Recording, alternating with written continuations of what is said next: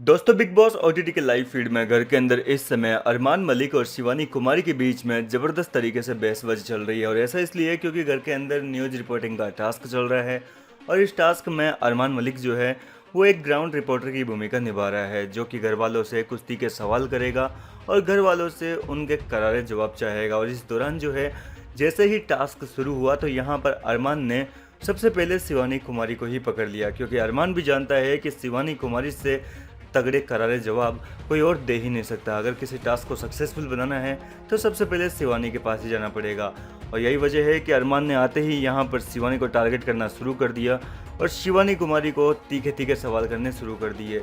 जहाँ पर उसने पहले तो शिवानी और लवकेश कटारिया, विशाल, इन तीनों की दोस्ती के बारे में तीखे सवाल किए कि आप उनके पास में क्यों जाते हैं, आपको तो वो लोग कुछ भी पूछते नहीं हैं, ये नहीं करते, वो नहीं करते।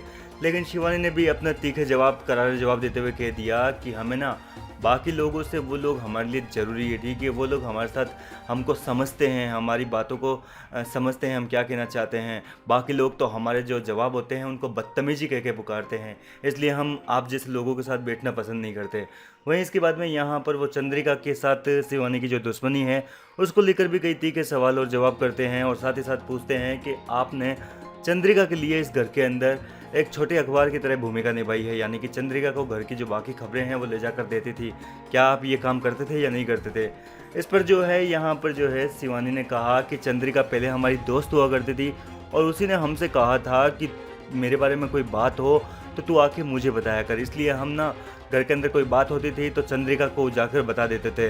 लेकिन बाद में जो उसका असली चेहरा है वो सबके सामने आ चुका है और अब हम उसके लिए कुछ भी नहीं करना चाहते। हम दोनों एक दूसरे के दुश्मन बन गए हैं। जी हाँ दोस्तों, इस तरीके से यहाँ पर शिवानी कुमारी करारे जवाब दे रही है, जिसके बाद कहीं ना कहीं अरमान का भी मुँह देखने लायक था।